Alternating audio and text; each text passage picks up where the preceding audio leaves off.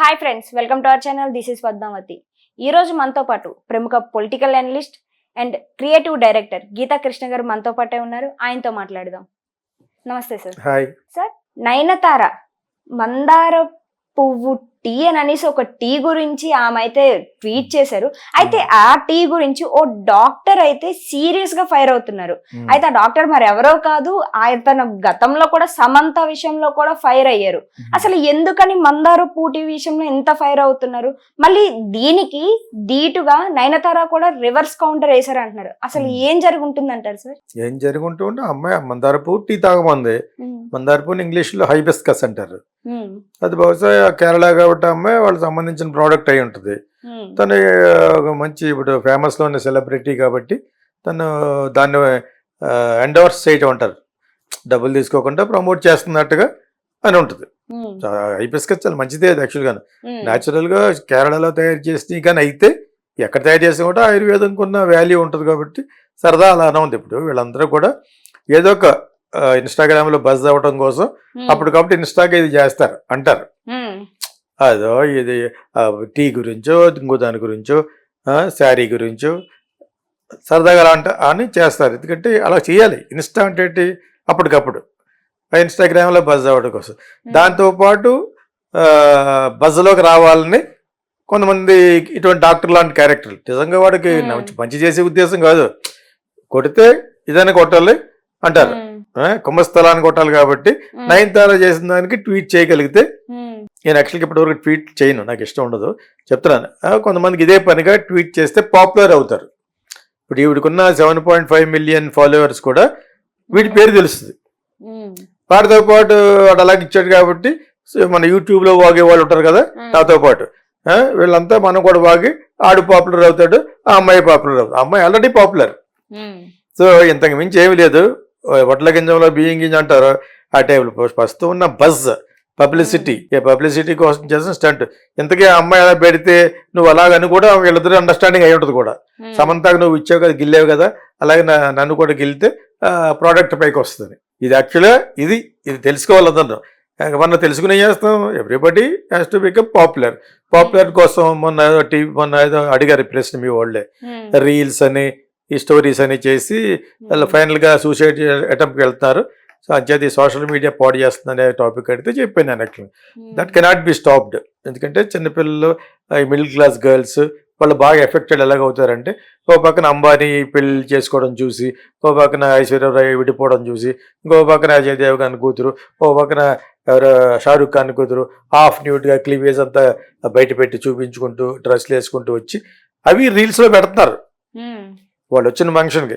దీనికి వాళ్ళే పెద్ద పెద్ద సెలబ్రిటీలు ఇలా చేస్తారంటే, ఇలా చేస్తే మనం ఇదిలో ఉంటామని చెప్పేసి ఈ పాపం ఈ special middle class girls and boys ఏం చేస్తారు, ఒక్కొక్కసారి స్పోర్ట్స్లో జరిగిన ఈవెంట్ ట్రై చేస్తూ ఉంటారు. ఏరోబాటిక్స్ అని, మోటార్ సైకిల్ ఫీట్స్ అని చేయకూడదని కింద వస్తుంది, do not try at home అని.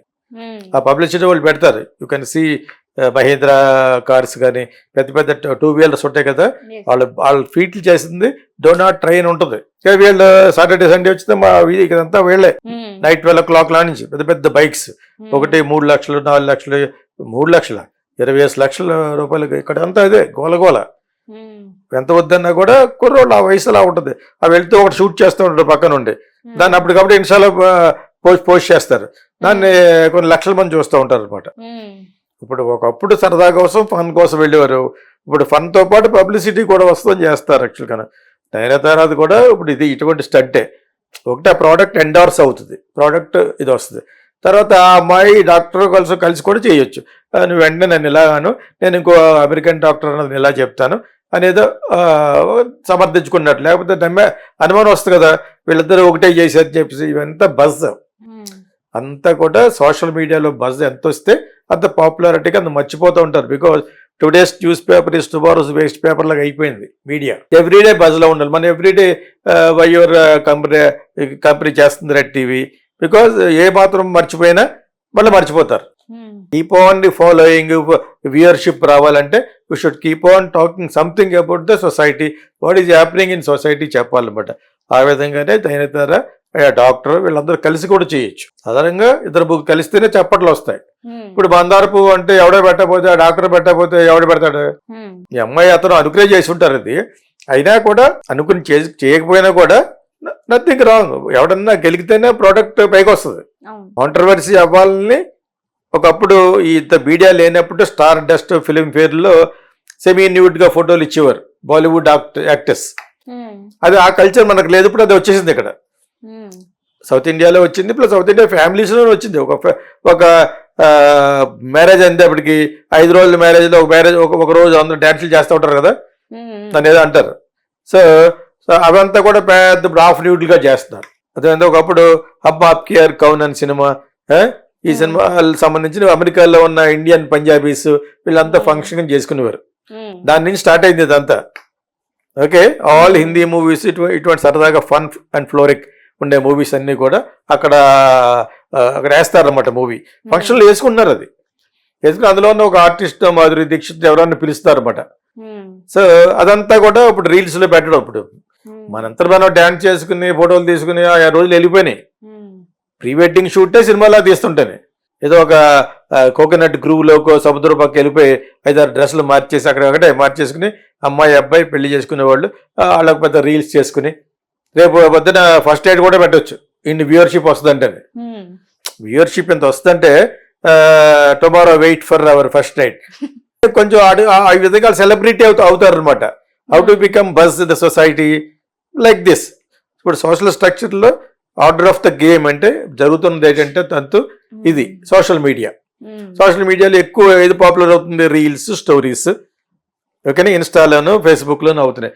అందులో పెట్టుకోవడం కోసం ఇలాగా ఈ పెద్ద పెద్ద సెలబ్రిటీలు చేసేది చూసి వీళ్ళు కూడా చేస్తారు.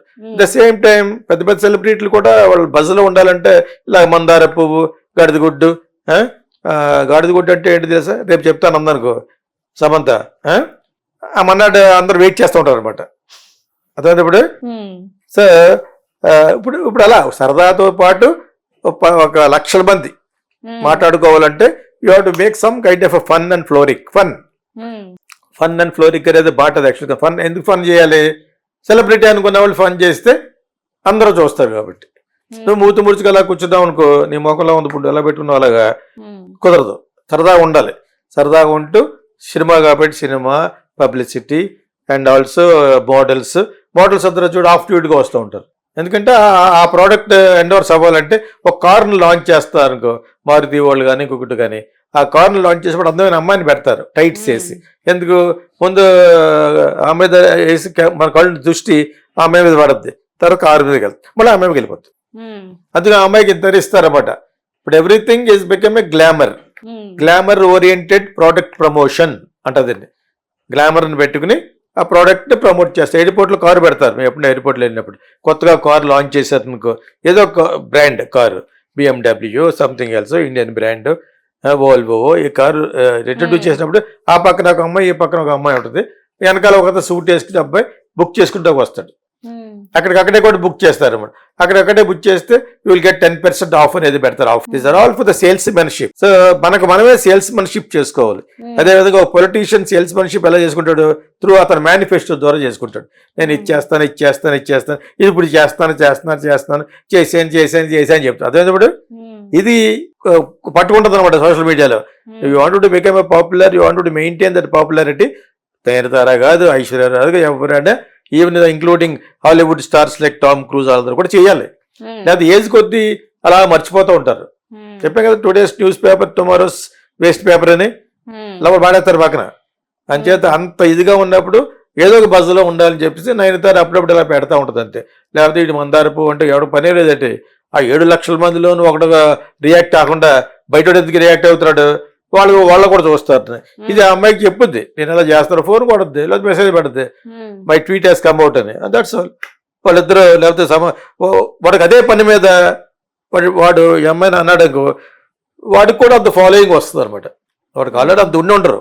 మోడల్స్కి, ఇన్ఫ్లుయెన్సర్స్కి ఆఫ్ డ్యూటీగా చేసి మొత్తానికి ఏదో కింద మీద పెట్టి ఇన్ఫ్లుయెన్సర్స్ అవుతారు. ఇన్ఫ్లుయెన్సర్స్ అయితే వాళ్ళకి ఇప్పుడు వీడు కూడా కొంతకాలం పోతే ఇన్ఫ్లుయెన్సర్ వేయడానికి వాడికి మన కొత్త సినిమా రిలీజ్ అవుతున్నప్పుడు వాడికి ఒక 20 లక్షల మంది లేకపోతే ఒక 20 మిలియన్ పీపుల్ ఉన్నారు ఫాలోయింగ్, వాళ్ళకి ఒక 10 లక్షలు 15 లక్షలు ఇచ్చి మా సినిమా చూడమని పోస్టర్ ఇస్తారు వాడికి. సో ఆ పోస్టర్ పెడతాడు అనమాట. అవి ఊరు కూడా బెటర్. ఇన్ఫ్లుయెన్సర్లు అందరినీ, ఇండియాలో ఉన్న ఇన్ఫ్లుయెన్సర్ అందరినీ మోడీయే పిలుచుకోవడం, మనం పిలిచి వాళ్ళందరికీ హైటీ పార్టీ ఇచ్చాడు. అంటే వాళ్ళ ఓట్లు ఇతరికి వస్తాయని. So publicity it is like net అనమాట, నెట్వర్క్ లాగా. ఒకటి నుంచి ఒకటి వాళ్ళందరూ చూడాలంటే వాళ్ళకి సంబంధించిన వాళ్ళందరూ కూడా వీళ్ళు పెట్టాలి. ఒక చిన్న పోస్ట్ పెడితే చాలు.